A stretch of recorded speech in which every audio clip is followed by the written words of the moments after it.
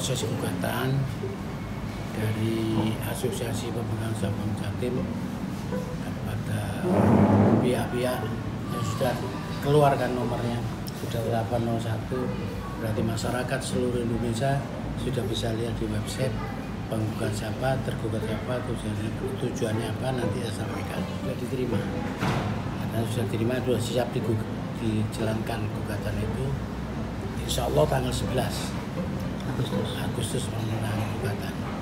Mungkin pertama biasanya ranahnya saya tidak tahu ya, mungkin di pengadilan mediasi ya, awal itu mediasi, kira-kira itu.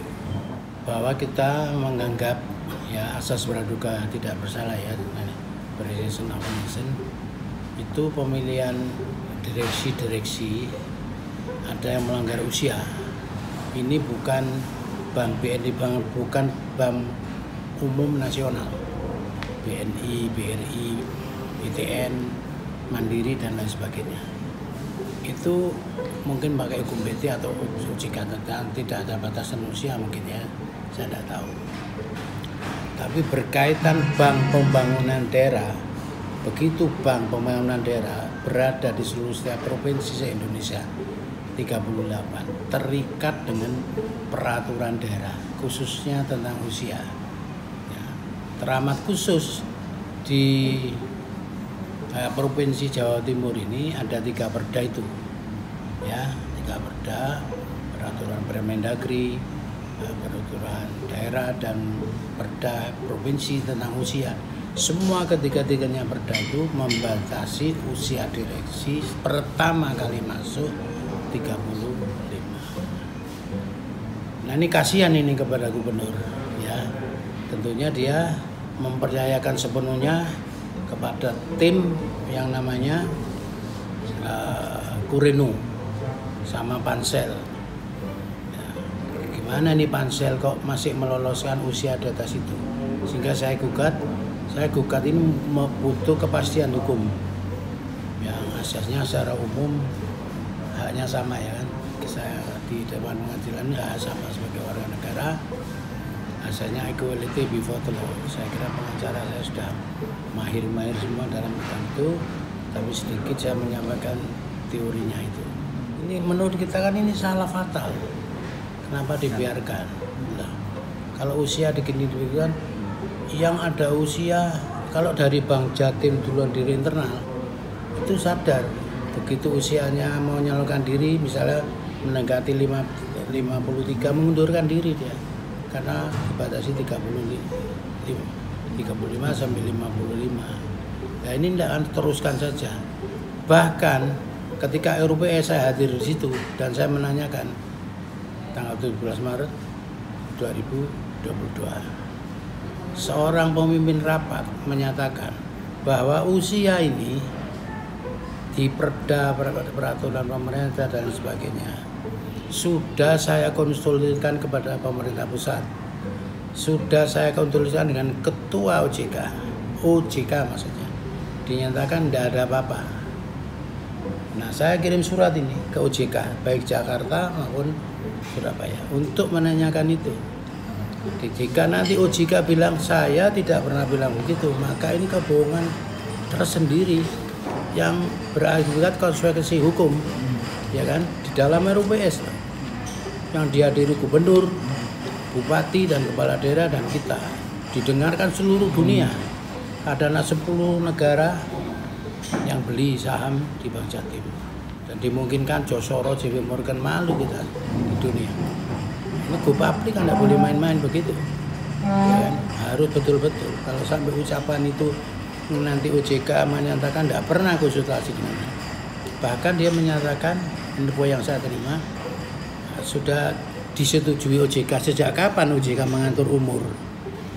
Ya kan? OJK tidak mengatur umur, ngatur uji fit and proper test, hanya uji kepatutan dan kepatutan. Ya, tidak ada yang uji itu. Kalau undang-undang PT ya silakan, itu kan undang-undang. Tapi kita leg spesialisnya undang-undang perbankan. Risiko tertinggi Kurino sama Pansel. Ini prediksi saya. Jika itu betul salah, maka sudah cacat hukum dan bisa berhenti seketika. Ini digugat, ini saya laporkan ke OJK. Langsung saya melaporkan. Betul enggak? Siapa personnya, institusinya OJK Surabaya yang menjamin bahwa usia itu karena sudah izin OJK. Diucapkan di dalam RUPS dan datanya ada masuk dalam berita acara. Ucapan tadi itu.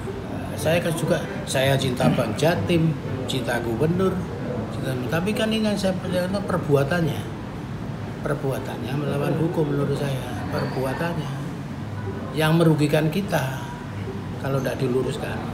Kalau gini dibiarkan ya sudah, ini terus go public, terus gimana nih kepercayaan masyarakat loh ya. Kalau tidak hati-hati, bank ini hati-hati bisa diraskan oleh masyarakat itu. Misalnya perdanya sekian, yang daftar umurnya 100, tapi orangnya kuat, sehat, juga tidak masuk akal. Kenapa perda itu diterbitkan? Bukan punya tujuan, batasan usia. Saya tidak sebut nama ya, tidak bisa ya, yang dipilih dari eksternal itu sekarang sudah sakit-sakitan. Itulah batasan usia. Pakar waktu membuat perda itu kenapa orang Asia dibatasi perbankan termasuk 55 itu, tentunya di situ. Dan itu kan harus taat azas, yang namanya orang perbankan begitu kan, taat aturan. Menurut saya tidak taat aturan, tidak taat azas. Itu pertama, ini kritik ya bagi Bang Jatim. Siapa yang disantap dari luar, dari dalam, dari kalau mengumumkan calon direksi komisaris itu seperti KPK waktu di Go Public diumumkan di website Bang Jatim, tidak ada. Tiba-tiba muncul dikatakan calon direksi, dipilih langsung, menang ini. Ini yang harus dirubah ke depan, diumumkan biar masyarakat tahu track recordnya masing-masing, karena ini ngelola uang triliunan, ya kan? Jangan-jangan orang itu ikut aliran yang melanggar aturan, misalnya HTI kan dilarang toh, pernah saya sampaikan, misalnya partai terlarang toh, diumumkan siapa dia, diumumkan. Kalau misalnya sampai ini menang lah, bagaimana ini? Terus memilihnya kemarin itu pansel itu gimana? Katanya sudah disetujui OJK, konsultasi ke pemerintah. Saya nyurati gubernur berkali-kali, entah dibuang atau dibaca saya tidak tahu. Setiap mau RPS tak ingatkan terkait usia ini. Dan saya bicara di lantang di RPS. Kita tim kuasa hukum yang telah ditunjuk oleh Asosiasi Pemegang Saham untuk seri B, dan kita tanggal 27 Juli 2022 kita sudah daftarkan, kemudian mendapatkan nomor perkara 801 garing PDTG garing 2022 garing PN Surabaya. Jadi seperti ini, kita pakai aplikasi e-court namanya ya. Jadi kita daftarnya pakai electronic court, terus kemudian langsung dapat nomor perkara, kemudian bisa diupload, bisa dilihat di SIPP. Jadi rekan-rekan media juga bisa lihat di SIPP PN Surabaya, bisa melihat di situ petitum kita, permohonan kita seperti dijelaskan oleh ketua asosiasi seperti itu. Setelah ini di sini langsung ada ini sidang pertama. Jadi sidang pertama langsung ada ya, sidang pertama hari Kamis. Ini ada langsung jadwalnya hari Kamis. Ini jadwal sidangnya langsung hari. Offline apa online? Offline, kita harus datang ke PN Surabaya untuk menghadiri persidangan pertama. Biasanya persidangan pertama itu adalah kelengkapan para pihak. Setelah lengkap, kemudian dinyatakan lengkap, mediasi. Setelah mediasi, kalau gagal baru lanjut lagi seperti itu. Kita sudah mempersiapkan semuanya ya, data-datanya, terus biasanya kita menyerahkan surat kuasa yang harus didaftarkan sama gugatan yang harus didaftarkan juga. Kita sudah siapkan, tinggal menyerahkan saja ke sidang.